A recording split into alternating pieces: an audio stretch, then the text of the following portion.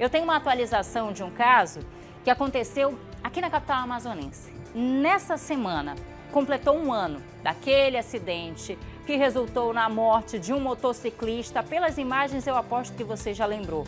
Na garupa da moto estava a esposa desse motociclista, que é a Cíntia Mello, que ficou em estado grave depois desse caso que foi registrado. Tinha um motorista vindo na contramão, você lembra disso? Num viaduto da Avenida Torquato Tapajós.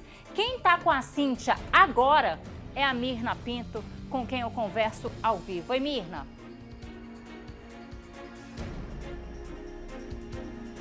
Oi, Larissa. Bom, Larissa, você relembrou bem esse caso. Ontem, dia 8 de abril, fez um ano, portanto, que o Irivaldo Silva da Conceição, de 36 anos, ele perdeu a vida num acidente, assim, outro acidente, Larissa, absurdo. Ele estava indo deixar a dona Cíntia, esposa dele, no trabalho, quando o outro condutor, o Fábio da Silva Moreira, de 39 anos, invadiu a contramão de um viaduto no bairro de Flores, na zona centro-sul aqui da capital, e atingiu em cheio a moto que eles estavam. Infelizmente, como a gente falou, o seu Irivaldo acabou perdendo a vida. A dona Cíntia, ela ficou em coma por alguns dias. Ela fez todo um trabalho, Larissa, de recuperação. Podemos dizer que ela é um milagre. Hoje a dona Cíntia Mello, que está aqui ao lado, ela é realmente um milagre. Mas ela carrega tanto no psicológico quanto no corpo ainda as marcas desse dia. A gente vai conversar com ela, eu já agradeço a sua participação e também a disponibilidade por conversar com a nossa equipe. Mas, dona Cíntia, um ano, portanto, do acidente, você perdeu o seu companheiro, a senhora visivelmente traz sequelas. Como é que está essas sequelas quando a gente fala tanto do seu psicológico quanto do físico? A senhora precisa fazer fisioterapia, a senhora precisa fazer outras cirurgias, já fez várias. Como é que está a sua situação hoje? É de superação, né? Como você falou, todos os dias, cada dia é um dia, né? Um dia de cada vez. Então eu fiz 10 cirurgias, né? Fiz 2 cirurgias eletivas, que cada uma é equivalente a 5 num dia só. Tá? Porque só num dia eles exploravam todas as partes do meu corpo. Perna direita, eu tive sequela de estreitamento na perna direita. Fora, vou ter que fazer uma nova cirurgia que eu estou aguardando pelo Adriano Jorge, que já era para ter sido feita, mas como você sabe, né, tudo é lento, né, nesse processo. Então, eu estou com 6 meses aguardando a cirurgia do joelho. E eu tenho uma consulta amanhã para rever esse procedimento, se vai ser agilizado ou não, tá? A senhora lembra do momento do acidente? O seu esposo estava indo lhe deixar no trabalho, a senhora sofreu várias fraturas. A senhora consegue ter lembrança do dia do acidente? Sim, olha, eu vou te falar uma coisa. Realmente, na hora do acidente, eu não lembro, tá? Não, eu não cheguei a desmaiar, mas devido à adrenalina, aí o meu subconsciente deve ter apagado essa parte, né?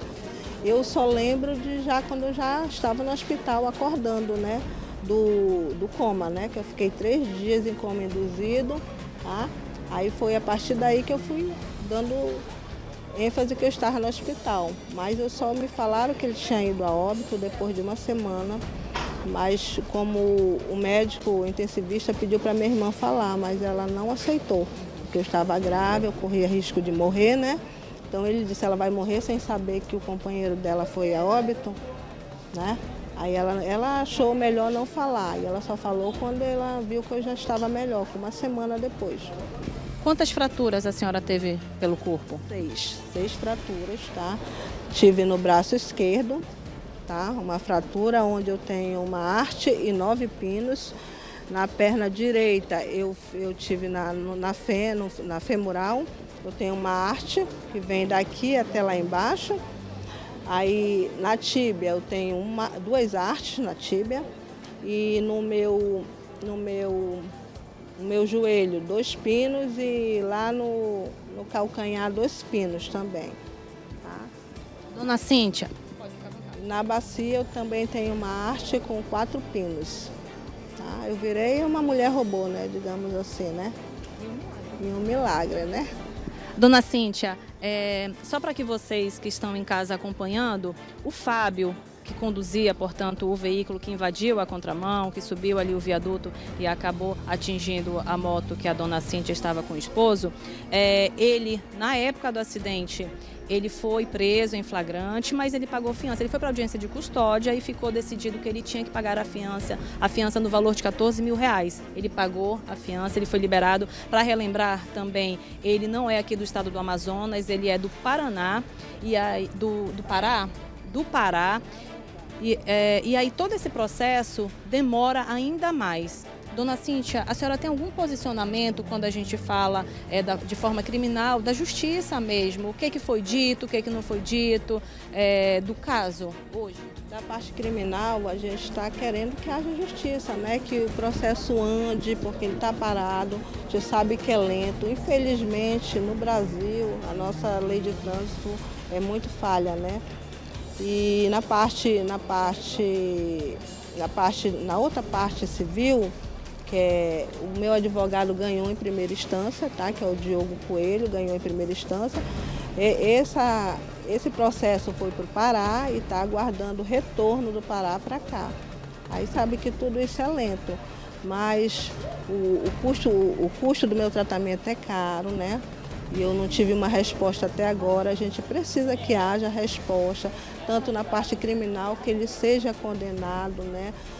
Porque ele matou um ser humano. Isso é inviável, né? Como é que você mata um ser humano e está solto assim? Se você matasse um animal que tivesse extinção, tinha como pagar fiança? Infelizmente não. Agora um ser humano tem fiança. Eu acho que a gente tem que mudar essa história. Eu não quero que ele seja só um número na estatística, eu quero que haja resolução, que ele tenha um posicionamento da justiça, dos órgãos públicos, que a gente tenha que a gente tem direito de ter um andamento desse processo para que a gente viva melhor, né?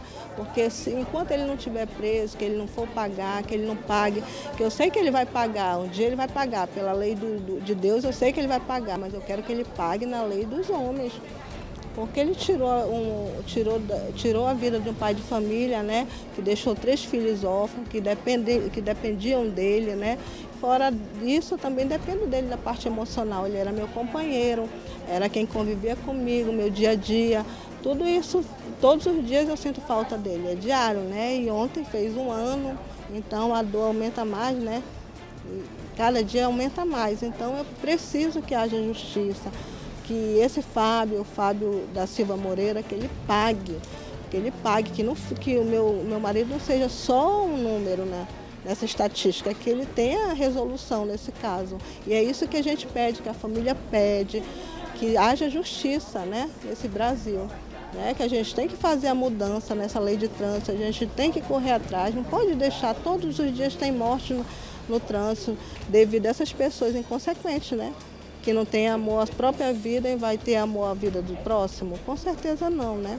Obrigada, dona Cíntia, a gente agradece a sua participação. E é isso, Larissa, quando a gente mostra, quando a gente fala desses casos de acidentes que acontecem aqui na capital amazonense, em todo o estado, em todo o Brasil, a gente mostra, a gente quer falar que por trás daquele acidente tem uma família, tem uma pessoa que pede por justiça, que clama por justiça. Só para deixar claro, o Fábio da Silva Moreira, ele responde por crime de homicídio culposo e lesão corporal no trânsito, mas em liberdade. E é isso que a dona Cíntia Mello e toda a família do esposo dela, do companheiro dela, pedem. Eles pedem exatamente isso, por justiça, que a justiça seja feita nesse caso. Larissa.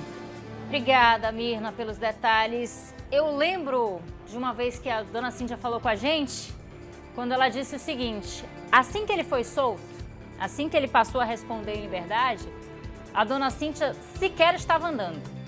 E ela falou assim: ele está solto e eu estou presa. Estou presa a uma cama. Estou presa ao fato de não ter mais o meu companheiro aqui comigo. E a gente fica com aquela sensação de impunidade, sabe? De que nada vai acontecer. A gente lamenta muito hoje, ela ainda vive com as sequelas, ela ainda está esperando um procedimento cirúrgico, isso depois de já ter passado por 2 procedimentos eletivos, no caso, cada um com 5 cirurgias, portanto, 10 cirurgias que ela já passou e outras ainda virão. E ela convive com esse sentimento de impunidade, porque a pessoa que estava conduzindo um carro na contramão, num viaduto, gente, podia ser qualquer pessoa.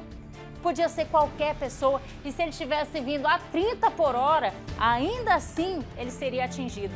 Porque a gente está falando de um viaduto, ele não tem campo de visão. Ele estava subindo ali o viaduto quando o carro veio na contramão em um viaduto. Isso foi um pouquinho antes das 6 da manhã. Ele estava indo levar a companheira no trabalho quando foi atingido por um carro que vinha na contramão em um viaduto ali pertinho da Torquato Tapajós. Olha como ficou o carro, completamente destruído. A moto, então, nem se fala. O motorista morreu na hora. Dona Cíntia ficou sem saber um tempo ainda o que tinha acontecido, porque ela estava desacordada. E existia entre a família, eu lembro muito bem desse caso, aposto que você também.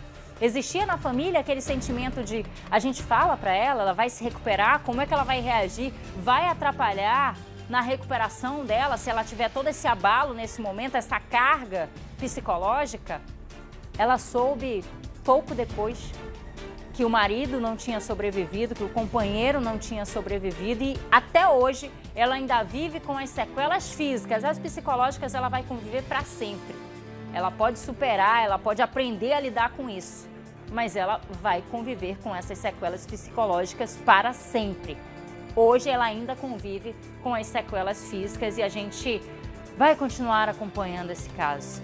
Mirna trouxe todos os detalhes, conversou com a Cíntia, Dona Cíntia ao vivo, que fala desse sentimento de impunidade. Ele está respondendo? Tá, mas ele está respondendo em liberdade.